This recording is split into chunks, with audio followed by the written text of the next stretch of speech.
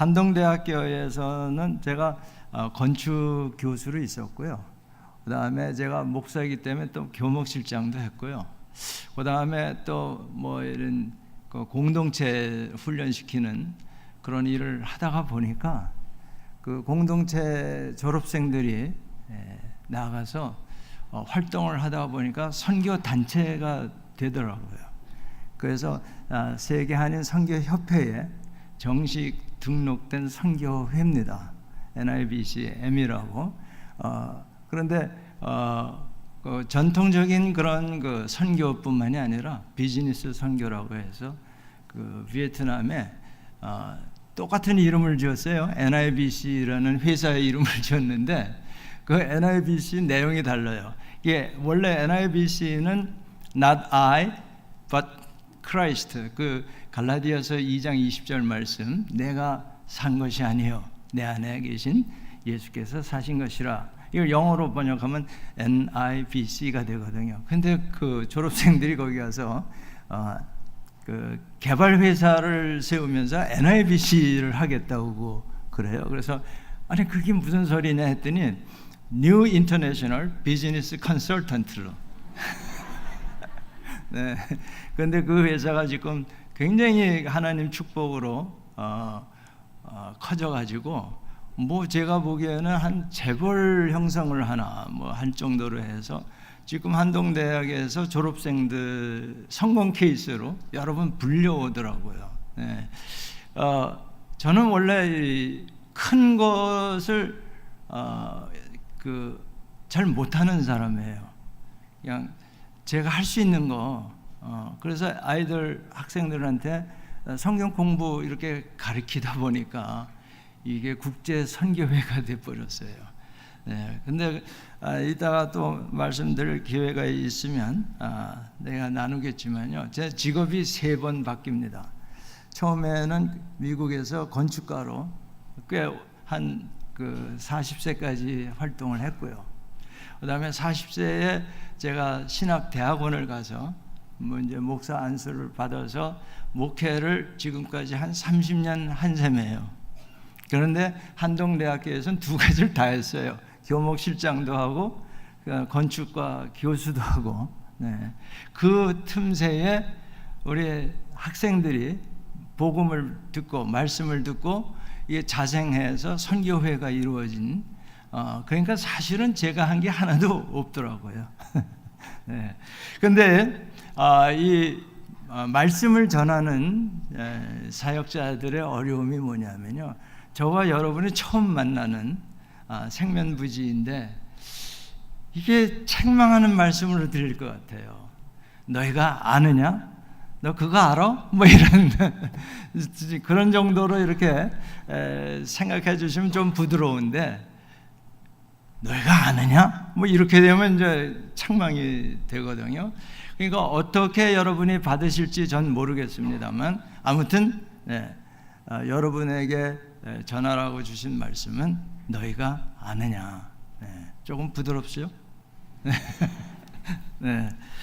근데 제가 한 30년 사역을 하면서 터득한 것이 뭐냐면 이 말씀 자체가 생명이 있기 때문에 그 말씀을 전하는 사람에게만 주는 게 아니라 성경을 읽을 때 각 사람에게 말씀을 주신다는 것을 제가 깨닫습니다.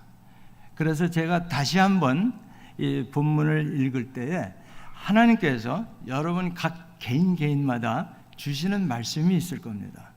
그 말씀을 그 단어 한 자라도 받으시면 여러분은 그게 오늘 헌신 예배의 그 값진 복이 되지 않을까 이렇게 생각을 합니다. 그래서 다시 한번 요한복음 13장 12절서부터 제가 봉독하겠습니다.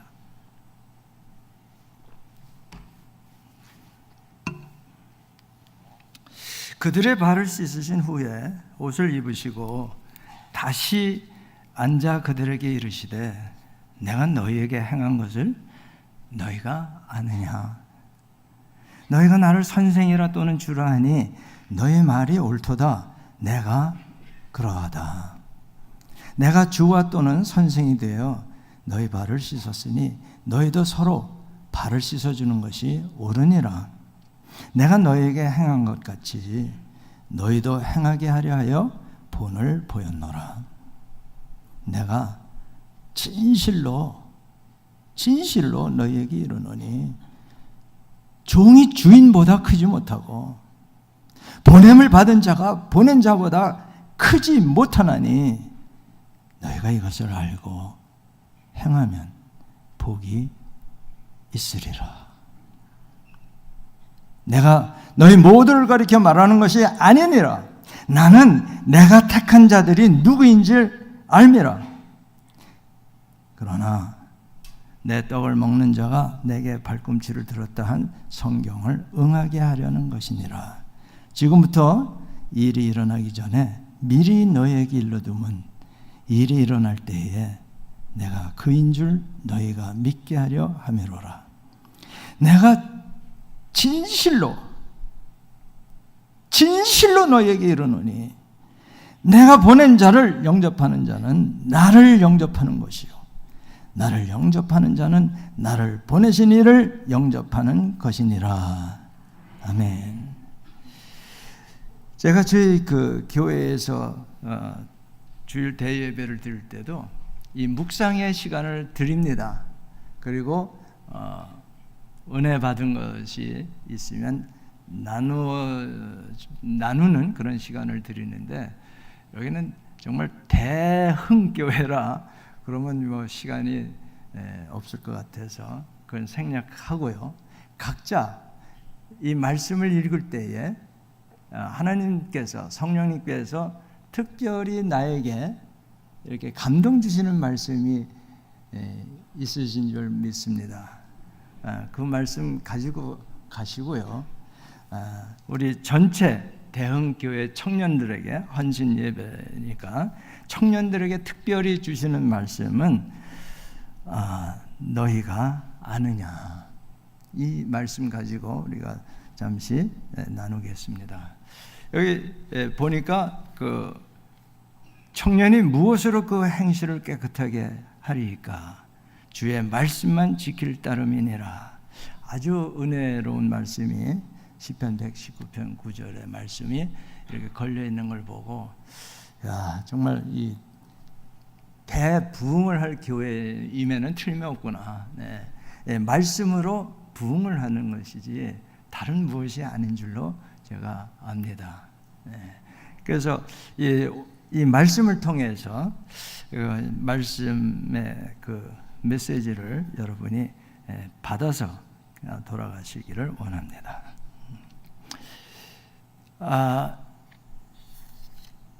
지금 그 말씀에서 아느냐 하는 이 안다는 말씀이 참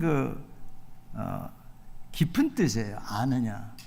어디까지 알아야 안다고 할 수 있을까? 한번 생각해 보기를 바랍니다.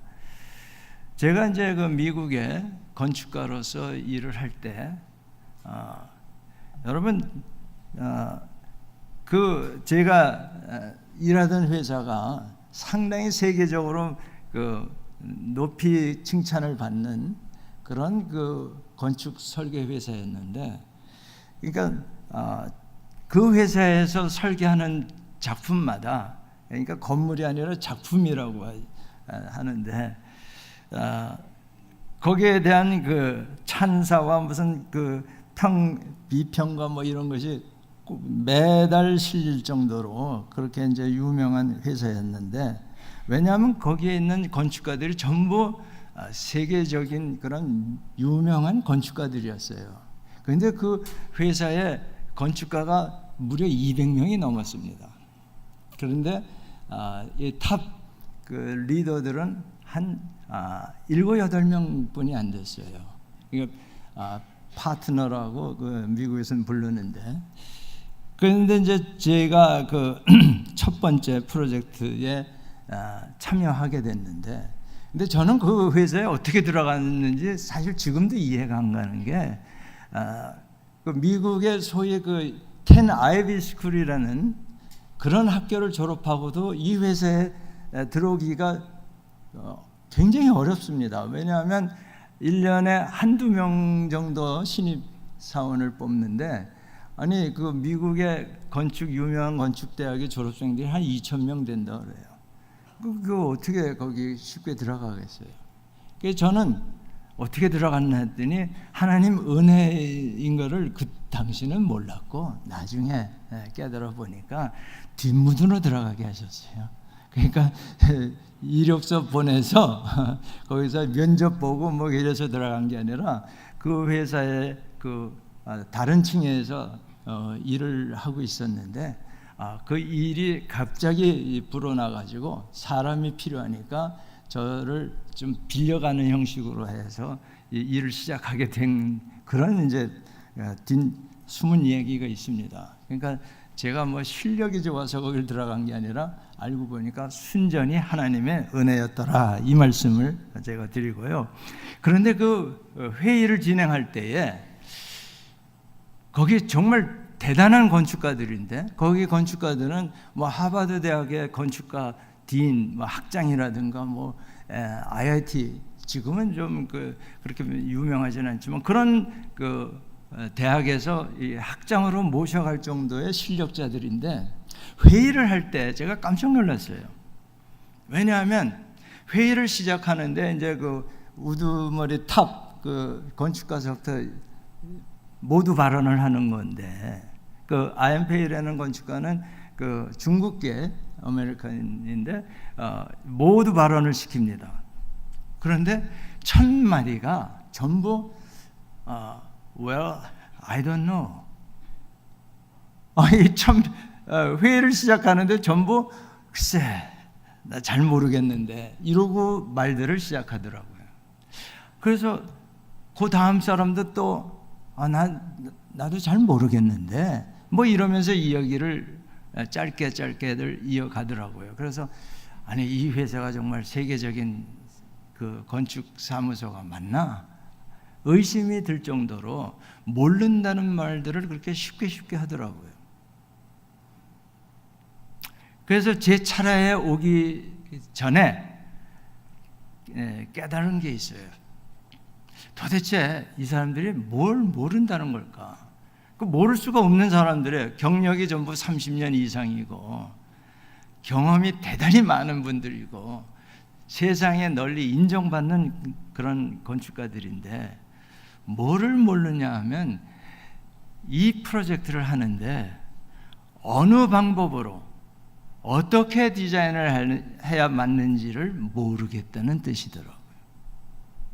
아이디어가 없다는 게 아니라 아이디어가 너무 많아서 그 중에 어느 걸 써야 될지 모르겠다는 그런 뜻으로 회의 시작하면 전부 다 모른다는 말부터 하더라고요.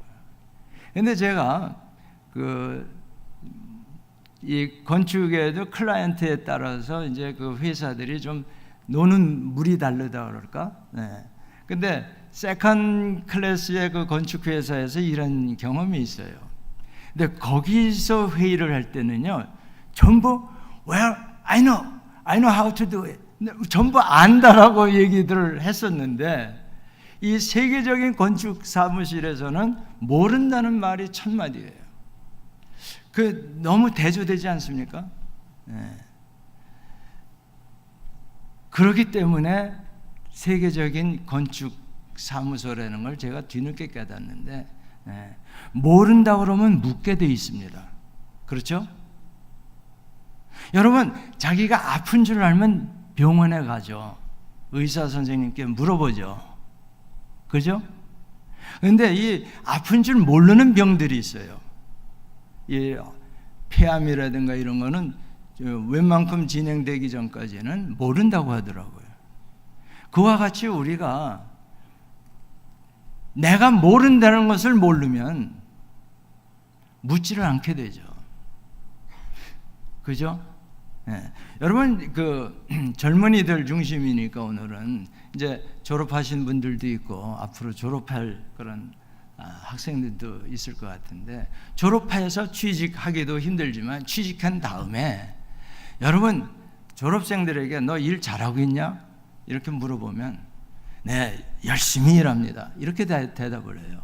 근데 그게 굉장히 겸손한 것 같지 않아요, 여러분? 네. 일 잘하냐? 네, 열심히 하고 있습니다. 열심히 하는 거는 잘하는 게 아닙니다. 여러분, 많은 청년들이 그걸 몰라요. 위에서 하라는 대로 하는 게 잘하는 겁니다. 그죠? 네. 거기 잡 팀장이 있을 거 아니에요. 팀장이 하라는 대로 해야 잘하는 거지. 자기 생각대로 자기 경험대로 하면은 본 의도하고 목적하는 바하고 먼 일을 할 수밖에 없어요. 근데 성경에서는 그게 굉장히 많이 나옵니다. 모세가 하나님의 순종을 해서 이 지면에서 가장 온유한 자라는 칭찬을 들었음에도 불구하고 맨 나중에 내가라는 말 한마디에 가나안 땅을 못 들어간 거 아니에요. 내가 이 바위를 쳐서 물이 나오게 하랴 뭐 이렇게 신경질 한번 내고 못 들어간 것 뿐입니까? 사울 왕 얼마나 전쟁 열심히 해서 이겼습니까? 아말렉을. 그러니까 몰살시켜라 했는데 안 했잖아요. 그래서 결국은 자기가 멸망하잖아요. 그러니까 팀장이 하라는 대로 하는 게 일 잘하는 겁니다. 아시겠어요? 교회에서 목사님이 하라는 대로 하는 게 신앙생활 잘하는 거예요. 아멘들 안 하시네. 목사님 어떻게 제가 다시 좀 여러 번 와야 될 것 같습니다.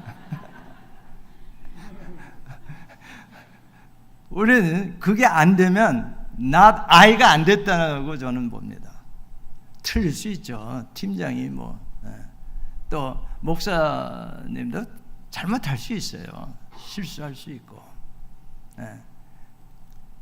그러나 여러분의 입장에서는 내가 아니요 이거 훈련부터 돼야 돼요. 자기를 부인하는. 제가 이제 그 인생 이야기를 좀 나눠야 돼야 좀 이 말씀으로 넘어갈 수 있지 않습니까? 그래서 제가 무슨 경험이 있냐면 제자 되는 데에 그 하나님이 은사를 주셨다 그럴까 은혜를 베푸셨어요. 그래서 제가 그림을 상당히 열심히 어려서부터 그러니까 돌 때서부터 이 연필을 잡고 그림을 그렸다는 설화가 있습니다. 그런데 그래가지고 결국 그 철롱 선생이라고 그 전각 붓글씨 쓰는 그분의 제자가 됐어요. 그것도 그분이 갑자기 제자 해서 하게 된 거예요. 왜냐하면 그분이 파킨슨씨 병에 걸리셔가지고 위급을 느끼셨던 것 같아요. 그래서 강제로 이렇게 지명해서 불렀나니, 그렇죠? 그래서 제자가 됐어요. 그거 열심히 했는데, 제가 이제 미국 가야 되기 때문에 이제 후배를 앉혀놓고 도망을 간 셈인데, 지금도 그 부담이 커요. 그래서 이제 제가 이제 다 은퇴를 했으니 그걸 해야 되겠다. 제자로서의 이제 그 책임을 져야 되겠다 했는데, 예수님 우리 선생님은 또 그렇게 허락지 않는 것 같아요. 그래서 그 제자 생활을 제가 했어요.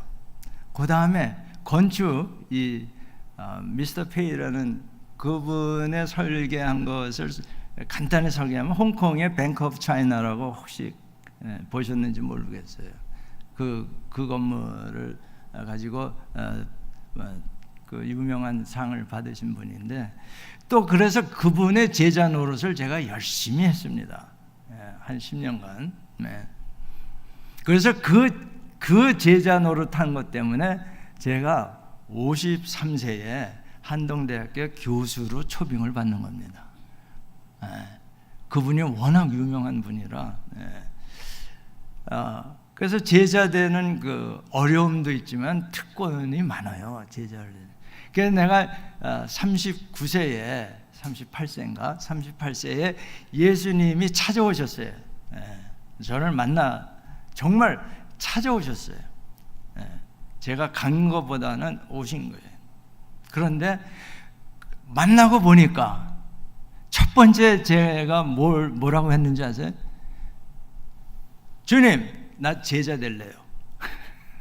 이 제자 습관이 있어가지고 저는 예수님을 만나자마자 제자 하겠다고 했는데 나중에 알고 보니까 그게 상당한 실수였어요. 가족 다 버려야 돼요.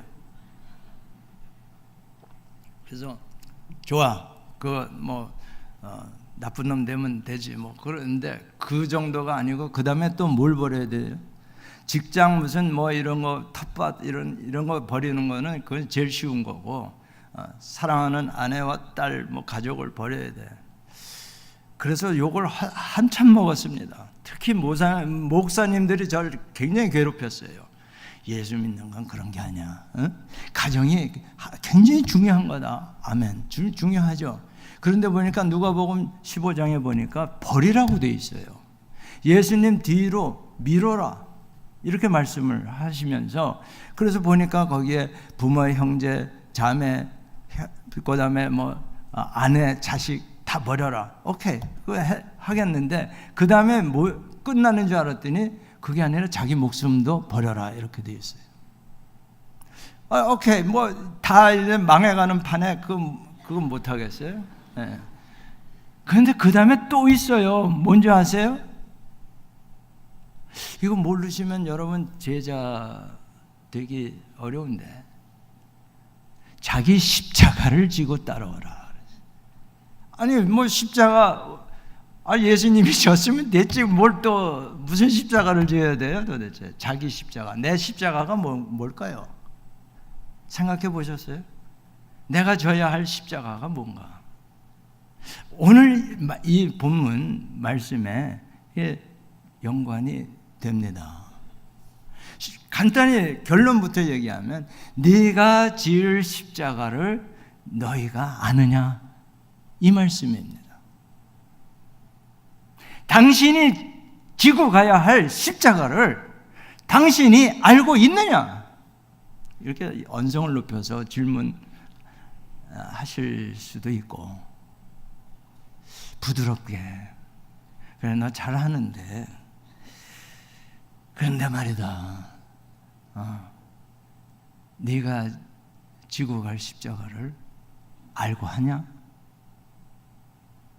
아무튼 어떤 모드로 질문을 하든 간에 저와 여러분은 거기에 답을 해야 되는 입장입니다. 그걸 아느냐 이거예요. 네. 여러분, 제가 한동대 건축 교수를 있으면서 친구 목사가 갑자기 돌아가는 바람에 포항에서 일산까지 대화역에, 그것도 맨 끝에, 전철 끝, 거기까지 제가 6년간 주일을 섬겼습니다. 설교 목사로. 네. 그러다가 이제 거기 좀 일이 있어가지고, 그 다음에 이제 그 선임 목사님이 너무 큰 빌딩을 임대를 하셨기 때문에 너무 힘들어서 그걸 처분하고, 그 당시엔 처분한다는 것도 은혜였어요. 전혀 팔리지가 않는 때에 하나님이 그렇게 해주셔서 이제 그 성도 중에 영어 학원 하는 성도가 있어서 그 영어 학원이 주일날은 안 하더라고요. 그래서 거기 이제 빌려서 예배를 드리는데, 거기 게시판에 무슨 신문지가 거기 걸려 있냐 하면 그 해에 수능 1등한 학생에 대한 인터뷰가 실린 신문 쪽지가 붙어 있더라고요. 그래서 그 비결이 뭐냐 기자들이 질문했더니 암송이래요. 우리는 공부는 암송하는 게 아니다라고 알고 있었는데 굉장히 충격적이에요. 자기는 암송을 통해서 수능을 준비했다는 거예요. 그런데 그래서 더 읽어봤죠. 읽어보니까 뭐라고 그러냐면 이 학생이 내 몸이 알았다 할 때까지 외웠다는 거예요. 대단한 철학자예요. 몸이 알았다 할 때까지. 저는 고등학교 때 수학을 배우는데 거기 공식이 많이 나오잖아요. 수학 공식이. 난 그게 믿어지질 않아서 그 공식이 어떻게 나왔는지 그거 캐다가 맨날 그냥 짐작하세요. 성적이 어떻게 나왔는지. 그런데 말이죠. 제가 이 얘기는 해야 회복이 돼요. 미국에 갔더니 그런 식으로 공부하니까 칭찬하더라고요. 예. 그래서 거기 가서 위로를 많이 받았습니다. 그런데 몸이 알았다 할 때까지 외워라. 그 외우다 보면 몸이 알았다는 건 완전히 이해가 됐다는 얘기로 해석해도 될 것 같아요. 네. 여러분, 이제 제가 99년에 한동대학교에 교수로 왔습니다. 그때 이제 그 축구들이 대단하더라고, 열기가. 2002년에는 뭐 월드컵까지 해가지고 뭐 대단했는데 그 아나운서들이 얘기를 하는데 그 슛 하고 나면 네, 아깝습니다. 뭐 대략 이런 중계 방송이 너무나 많더라고요. 그러니까 우리 딸이 이렇게 내 축구 게임 TV에서 보는 걸 보고 지나가면서 등 뒤에다가 슛 하고 지나가더라고요. 놀리는. 그러면서 골이 들어가면 아나운서가 뭐라고 해설을 하냐면 동물적인 감각으로 찼다는 거예요. 그래서 난 도대체 동물적인 감각이 뭔가 저도 또 묵상을 했어요. 네. 말씀만 묵상하는 게 아니라 난 누구 말이든지 이렇게 허투루 듣지 않는 습관이 있어요. 왜 그런지 아세요? 제 이름이 학철이에요. 그 거꾸로 하면 철학입니다. 아니 한문도 똑같아요. 그래서 여러분 자녀 낳을 때 이름을 잘 지으셔야 돼요. 제 개똥 철학하다가 굉장히 어려움을 당한 사람이에요. 그래서 그게 뭔 말인가? 동물적 감각이라는 게 뭔가 했더니 한국 그 스트라이커들 보면요 멈칫하는 순간이 보여요. 골문 앞에서 볼을 찰 때 그냥 자연스럽게 이렇게 차는 게 아니라 뭔가 약간 이렇게 멈추었다가 차는 것 같은. 그게 뭐냐면요 외국의 그 스트라이커들 있잖아요. 엄청난 뭐 메시부터 해서 보면요 그냥 차요. 골대도 안 보고 차 그냥. 근데 들어가. 왜 그럴까요? 여러분 그분들의 그 스트라이커들의 다리에는요 입력이 돼 있는 줄로 믿습니다. 이 볼이 골문 안으로 들어갈 때는 어떻게 해야 된다는 것이 이 다리 근육에 다 입력이 된 것 같아요. 생각하지 않고 차더라고요. 근데 한국 축구선들은 생각하면서 차. 그러니까 그 0. 몇 초 차이에 이게 빗나가는 것 같아요. 제 전문가는 아니니까 자신 있게 말씀은 못 드리지만 우리 말씀도 몸이 알았다 할 때까지 묵상하셔야 행동으로 이어져 나갑니다. 지식으로만 아는 거 아무 힘이 없는 거 여러분 우리 솔직히 다 알지 않습니까? 우리 교회 3년 다니면 웬만한 거 다 알게 됩니다. 지식적으로. 교회에 가면 어떻게 행동을 하고 어떻게 기도를 해야 되고 그거 다 알게 돼요. 문제는 뭐냐면 감동이 없어요. 마음에 와닿지를 않아. 그러니까 어떻게 돼? 저절로 외식하게 되는 거예요. 왜 그렇습니까? 이 머리에서 이 하트, 심장까지 오는데 뭐 30년 걸린다는 사람도 있더라고요. 지식적인 그 믿음이 이 마음으로 믿는 데까지 개인에 따라서 차이가 있지만 30, 40년 걸리는 사람들 있다고 봅니다. 그렇게 여기 30cm 분이 안 되는데 1cm 오는데 1년씩 걸리는 모양이에요. 그런 분들 많지 않습니까? 그런데 이 하트에 왔는데 이 감동을 먹었어요. 눈물 흘립니다. 그 주의 은혜에 정말 감사해서 눈물을 흘리는데 그 다음 행동으로 이어지질 않아요. 네. 이게 감성까지지 정의에서 의까지 그 뜻을 깊이 깨닫지 못하고 있기 때문에 지금 몸이 알았다 할 때까지 그 말씀이 근육에 입력이 되면 저절로 됩니다. 그걸 여러분 성령이 하게 하시면 한다 뭐 이런 표현을 하는 것 같아요.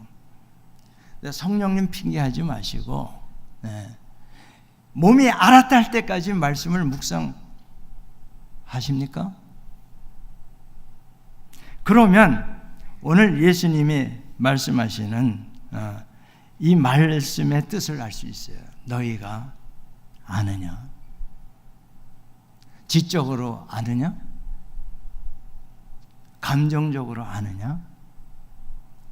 아니면 너희 그 뜻을 정말 아느냐? 나의 이 뜻을 내가 여러분 여기서 제자들의 발을 씻기고 나서 내가 너희에게 행한 것을 너희가 아느냐? 아유, 알죠. 방금 주님이 내 발을 씻기지 않으셨습니까? 그 답을 요구하시는 게 아니죠. 아니 그렇잖아요. 아니 예수님, 아니 치매 걸리셨어요? 지금 방금 내 발을 닦아주시고 나서 내가 너희에게 발 씻어준 것을 너희가 아느냐? 당연히 알죠. 그 말씀이 아니죠. 이게 무슨 뜻인가요? 그래서 예수님이 너희가 나를 선생이라 그러고 주라 그래. 나는 주야, 너는 종이야. 이거 예수 말씀하시는 거예요. 그렇죠? 우리가 주님 하는데 우리 인생의 주인이세요. 우리는 그분의 뭐 자녀라고 해도 좋고 따라야 되는 주종 관계에 있는 사람입니다. 그런데 여러분 이 당시에 지금도 그렇습니다만 선생이 제자의 발을 씻긴다. 이 당시에는요 선생 자리 내놔야 되는 문화입니다. 있을 수 없는 일이에요. 굉장한 불이익을 당하는 일을 하신 거예요. 가뜩이나 예수님을 인정 안 하던 시대입니다. 그렇죠? 기껏 인정해봐야 뭐예요? 랍비, 예? 랍비 선생 이 정도로 몇몇 사람들이 불러주긴 했지만 일반적으로는 예수는 이단자고 그건 종교도 아니라고 보던 그런 시대에 사실은 이와 같이 어려움을 당한 사람이 또 한 사람 있죠. 사도 바울. 내가 사도다. 얼마나 애타게 읍소를 합니까? 그 예수님도 이 제자들의 발을 씻겼다 그러면 이거 종이나 하는 일이에요. 엄청난 불이익을 지금 감당하시고 이런 돌출 행위를 하신 겁니다. 이걸 아느냐? 그 말씀이에요. 여러분, 우리가 예수님을 따른다고 할 때에 불이익을 감당할 각오가 되어 있느냐? 내가 엄청난 불이익을 당하고 너희들에게 베푸는 것 같이 너희도 불이익을 당하라. 이걸 하겠느냐? 이런 뜻입니다. 제가 우리 한동에 그 NIBC 공동체를 만들어서 훈련시키는 게 무슨 뭐 거기에 그 여러 가지 제가 교재를 만들어 놔서 뭐 1단계, 2단계, 3단계, 4단계 뭐 이렇게 해놨지만 그거 사실 다 그 시간 때우는 일이고요. 진짜는 아우리치를 나가서 하나님이 어떻게 우리를 도우시는지 그거 한 번만 경험하면요, 제가 더 이상 가르칠 필요가 없습니다.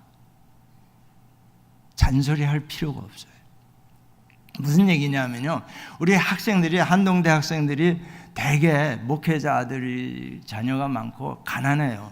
목회자, 제가 가난하니까 다 가난한 그 시골 출신도 많고, 그래서 아르바이트를 해서 다음 학기 가정을 돕거나 아니면 다음 학기 등록금을 마련해야 할 처지입니다. 대부분 학생들이 그래요. 모르겠어요. 저한테 오는 학생들만 그런지는 몰라도. 그런데 그 학생들이 기도하고 믿음으로 나갈 때 우리는 공동재정이라고 해서 다 합쳐서, 어떨 때는 대부분 그 좋은 여행사 집사님이 있어서 미리 표를 사줘요. 그럼 나중에 우리 갚는 그게 있는데, 여러분 30-40명이 아우리치를 나간다 그러면요, 한 5천만 원 돈이 비행기 값만 나가는 겁니다. 한 학기에 10주 훈련을 제가 말씀 훈련을 시킵니다. 그 다음에 아우리치 나가는 거는 필수예요. 그런데 나갈 형편이 안 됩니다. 첫째, 비행기 표를 못 사요. 가서 먹고 자고 하는 그 돈까지 준비가 안 된 상태에서 떠납니다. 그런데 여태까지 하나님이 안 채워주신 적이 없습니다. 그게 몇 번에, 지금 2016년이니까 2000년부터 시작을 해도 30번 이상 우리 나갔다 왔는데, 뭘 경험해요 우리 학생들이? 여호와 일에 공급하시는 하나님을 경험합니다. 정말 채워주시는, 공급하시는 하나님이시구나. 이거 한번 깨달으면요, 담대해집니다. 제가 이거를 두들겨 패서 가르칠 수 있을까요? 이걸 몸으로 깨달으니까 그 다음부터 담대한 겁니다. 우리 뭐 기껏 해봐야 뭐 요즘에 20-30명뿐이 안 돼요. 우리 공동체가 아주 왜소하죠. 그런데 나가서 여태까지 어떤 뭐 위험이나 뭐 이런 거를 당한 적이 없어요. 요번에 나갈 때는요, 제가 이제 연해주 훈춘 뭐 이쪽 그러니까 북쪽에 굉장히 가까운 예민한 그런 지역하고, 연해주에 녹든도라고 하는, 또는 핫산이라고 하는 국경지대예요. 거기를 다 돌아서 왔거든요.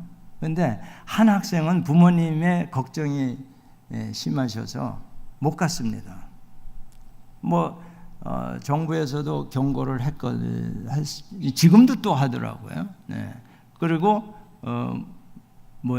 거기서 이제 북쪽에서 이렇게 납치를 해간다는 그런 뉴스들 때문에 결국 한 학생은 포기를 했어요. 근데 나머지 학생들 잘 다녀왔거든요. 하나님이 보호하시는 하나님, 그것들을 경험하고 왔습니다. 공급하실 뿐만 아니라. 그러니까 여러분, 이런 걸 아느냐 하는 질문입니다. 내가 나를 따를 때에 나를 믿는다고 하는데 너 정말로 아느냐? 제가 이제 70세라 교회도 은퇴를 하고, 누가 나가라고 하진 않았지만 스스로 제가 이제 선교에 전념하기 위해서, 저는 사실 보따리 싸가지고 연해주에 가서 살려고 땅 한 500평 딸린 집 하나 사서 거기서 농사 지으면서 한번 살아보자, 그런 생각으로 갔는데, 그런데 하나님은요 500평이 아니라 500만 평을 저에게 열어주셨어요. 500만 평이면 어느 정도 큰지 감이 오십니까? 여의도의 7배다 생각하시면 돼요. 여러분 다 오세요. 지금 농담 안 해요. 내가 1000평씩 나눠서 드릴 테니까 거기서 농사 짓고 집 짓고 다 아들 딸 낳고 잘 사시면 됩니다. 특히 청년들. 여기 요즘 뭐 취직도 잘 안 된다는데 뭐 여기서 복닥거리지 말고. 아멘 한 사람만 한 거예요? 효과가 별로 없네. 청년 헌신 예배 맞아요 여기? 다시 한번 기회 드릴게요. 연회주에 가서 우리 농사 짓시다. 이 박수 쳐야 되는 거예요. 이 아멘이요, 여러분 하나님 앞에서 한 겁니다. 제가 북한 선교를 34년 전에 서원을 했는데 뭣도 모르고 아멘을 했어요. 그래서 결국은 북한 선교를 하게 하시는 거예요. 저는 선교지를 하나님의 태국, 캄보디아, 라오스, 베트남, 방글라데시, 미얀마 이쪽을 뺑뺑 돌려서 이게 왜 그러시나 그랬더니 거기서 충분히 훈련을 하고 볼 거 본 다음에 이제 북쪽에 가서 일을 하게 하시는 거더라고요. 그래서 캄보디아에서 우리 정말 큰 센터가 태국에도 있고 여러 군데 있지만 아까 우리 목사님이 소개한 우리 한동 출신들이 가서 유치원, 초등학교, 대학교, 교회 이렇게 굉장히 크게 번성한 정말 대부흥이 일어나고 있습니다. 그래서 우리 이 대흥교회하고 좀 이게 관련을 맺어야 될 것 같아요. 이 교회 오면서 대흥교회를 맞아. 우리 지금 대한민국의 교회가 필요한 게 부흥입니다. 제가 맨날 기도하는 게 한 번만 부흥을 한 번만 더 주세요. 그 기도를 이 교회에서 응답하신 줄 믿습니다. 여러분 때문에 한국이 부흥할 줄로 믿으시기 바랍니다. 할렐루야. 정말 아멘이에요. 이 예수님도 정말 아니야 하셨듯이. 자, 그걸 어떻게 예수님이 이 불이익을 당할 걸 어떻게 아셨냐 하면요, 이 끝절에 보면 합니다. 한번 같이 읽습니다. 시작. 내가 진실로 진실로 너에게 이르노니 내가 보낸 자를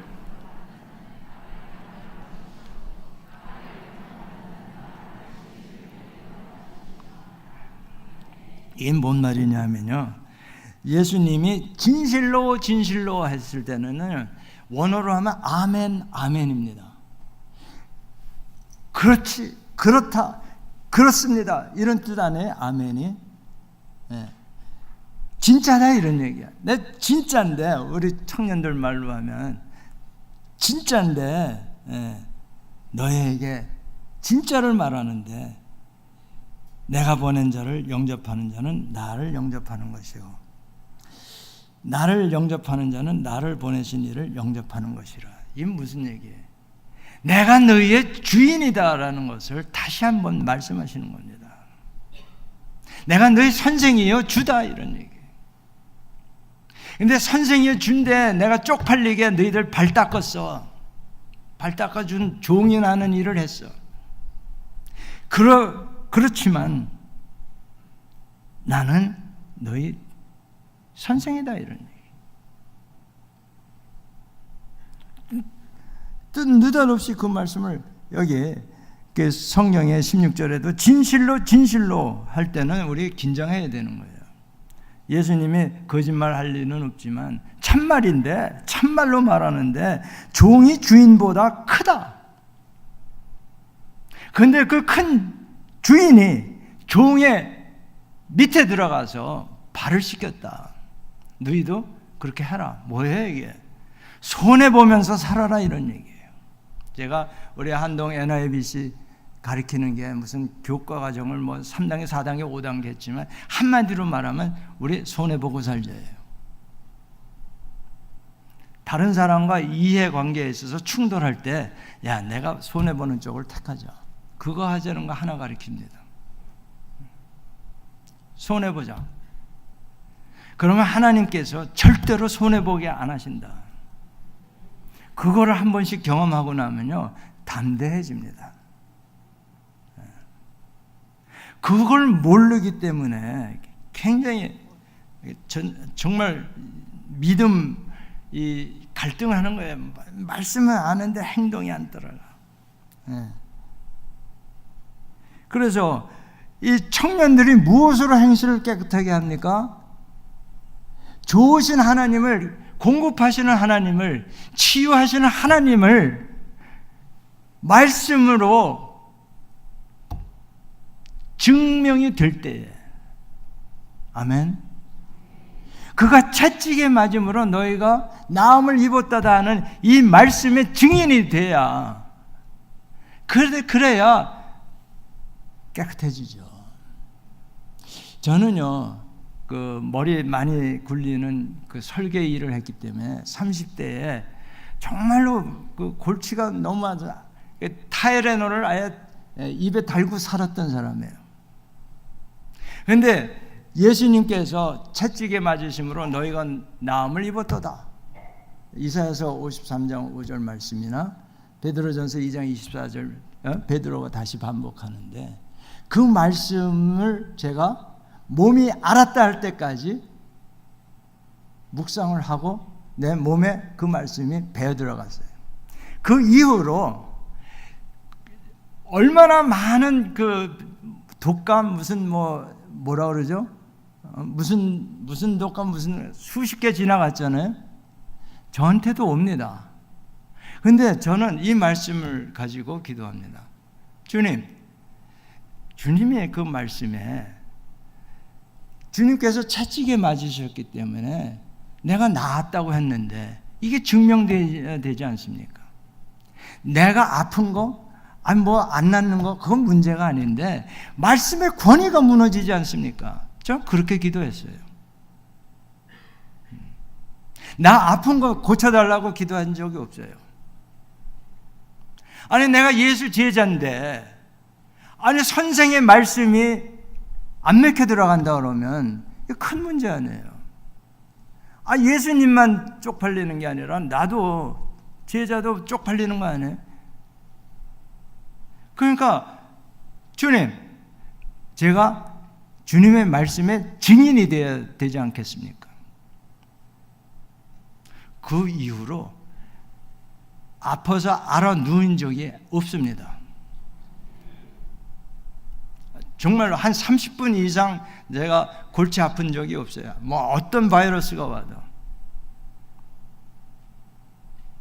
말씀에, 내 몸이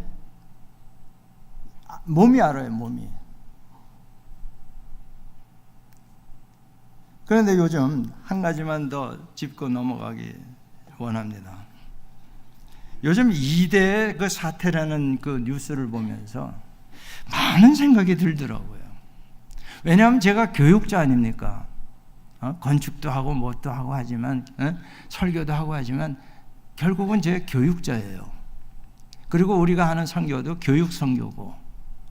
그런데 교육이 뭔가에 대해서 제가 이제 알게 됐는데, 지금 우리 시대적으로 봐도 대학이라는 게 사실 옛날 같은 그런 권위가 없어진 지 오래돼요. 그러니까 대학 졸업을 하고도 취직이 안 되는 게 그게 당연한 겁니다. 왜냐하면 사회에서 요구하는 걸 가리키는 게 아니거든요. 차라리 나가서 떡집 하는 게 날지도 몰라요. 안 그래요?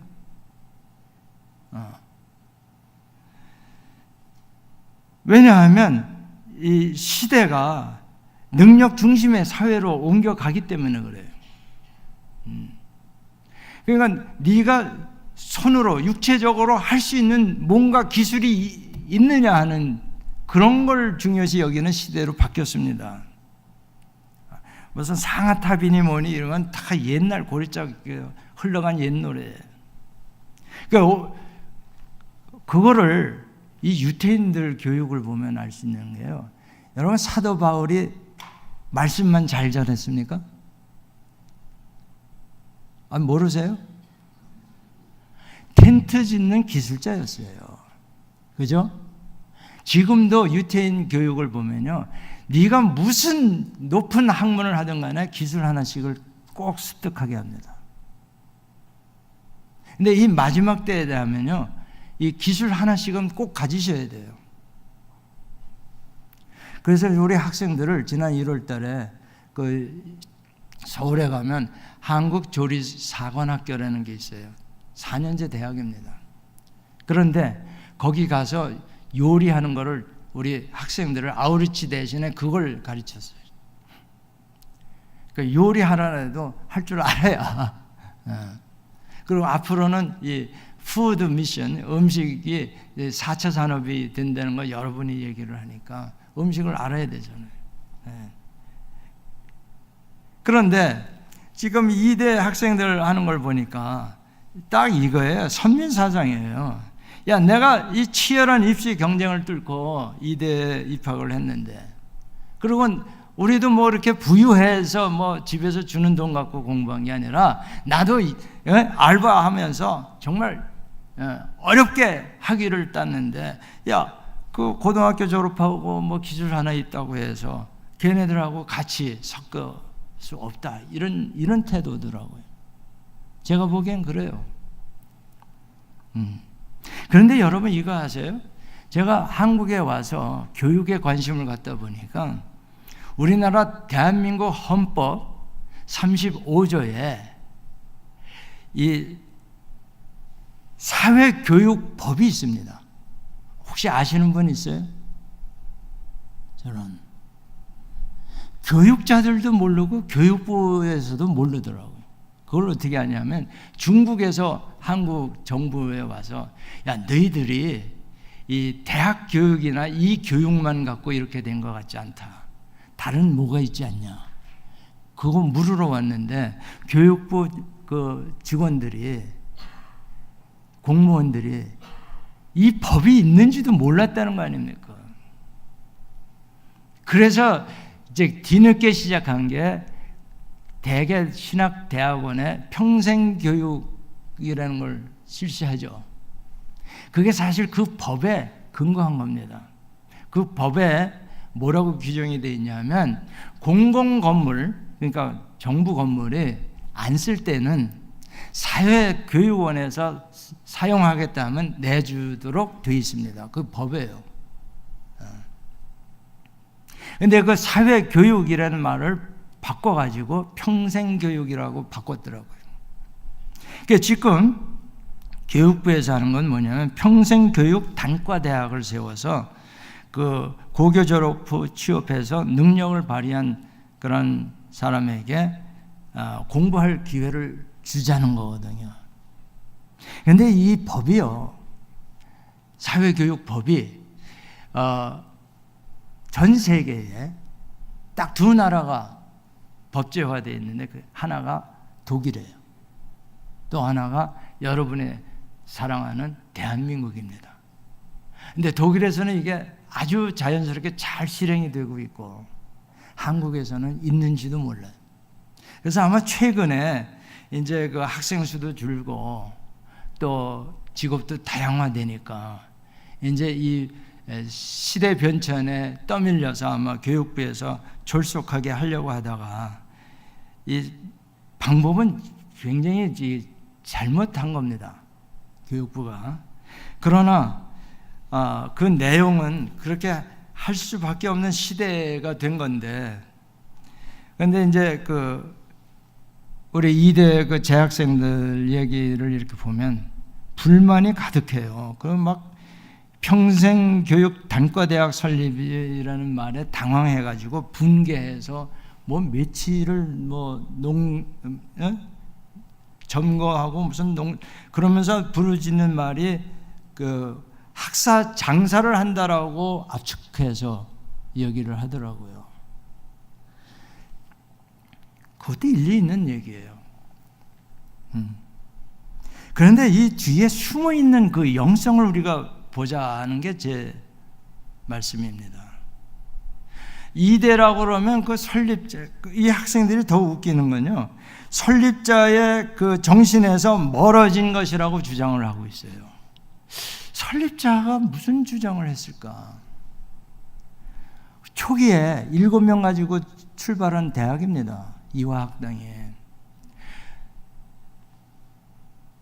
그런데 지금 굉장히 고고해져 가지고 이런 고졸자들을 수용해서 학사학위를 같이 나눠 갖는다는 건 아예 위신상하고 쪽팔린다, 뭐 이런 태도예요.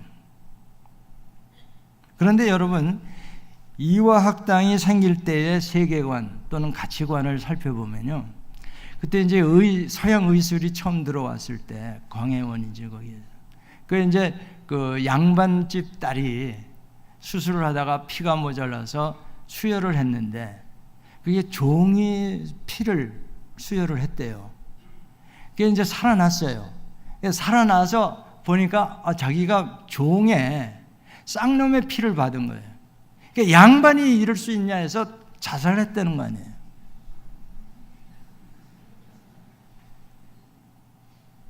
지금 이대생들이 하는 태도나 이 개화기 때에 있었던 이 양반 교수의 태도나 다를 게 없더라고요, 제가.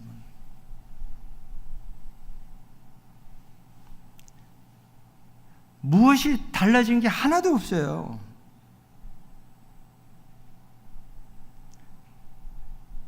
그러면서 학교 설립자의 정신에서 멀어졌다 그러는데, 자신들이 멀어진 것이 그게 안 보이는 거예요.